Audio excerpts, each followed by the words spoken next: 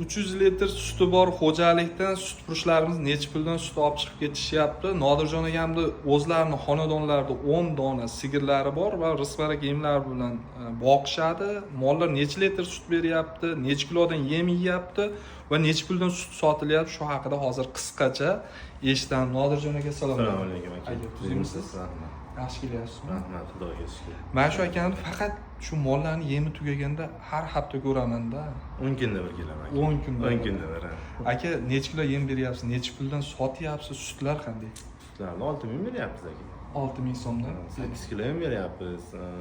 30 litr sut beryapti mollar. Rizq-baraka zo'r aka. Malades, sizlarga rahmat.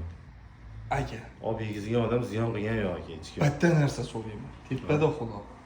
Rizq barakadan nojo'ya sizga ta'sir bo'ldimi? Buni ochiq ayting aka, menga manfaatsiz yolg'on video umuman kerak emas. Yo'q, nojo'ya. O'zingiz bilasiz men fikrimda. Nojo'ya ta'sirini hali ko'rganimiz yo'q, azizlar, qadrdonlar.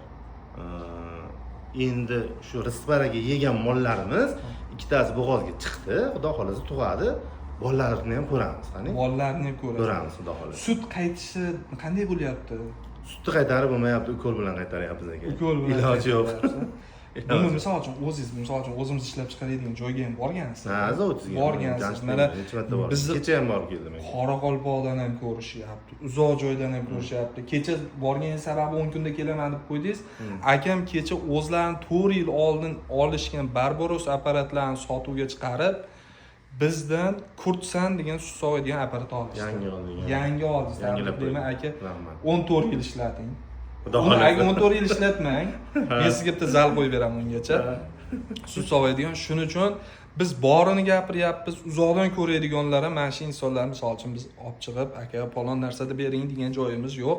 Faqat rosti, to'g'risi kerak. Nimaiki, bizdan olgan mahsulotimiz sizni ham joyingizga borib ishlash kerak. To'g'rimi? Ishlash kerak, to'ppa. Ishlash kerak. Olgan odam ziyon qilmash kerak. Keyin rizq-barakani poddelkasiga ishonib qolmanglar. Qachondir bizda qopda nimada ehtiyojimiz tug'iladigan bo'lsa, klientlarimizga aytiladi, brendsiz qopda yoki shunday holatda deb rizq-baraka brendi qoplari bir marta ishlatiladi.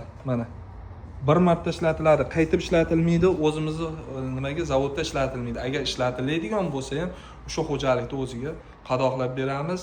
Nima deymiz fermerlarimizga? Sut 10 ming bo'lishini aytamizmi? Xudo xolasa bo'ladi aka 10 ming. Sut xudo xolasa 10 ming bo'ladi. 10 ming bo'lmasa bo'lmaydi aka, bu ketishda xudo xolasa. Hammaga omad. Chorvani lekin ehtiyot qilinglar, oilani qanday himoya qiladigan bo'lsangiz, chorvani ham xuddi shunday himoya qiling. Tez kunlarda sut 10 ming bo'ladi inshaalloh. Xudo xolasa. Aka, rahmat.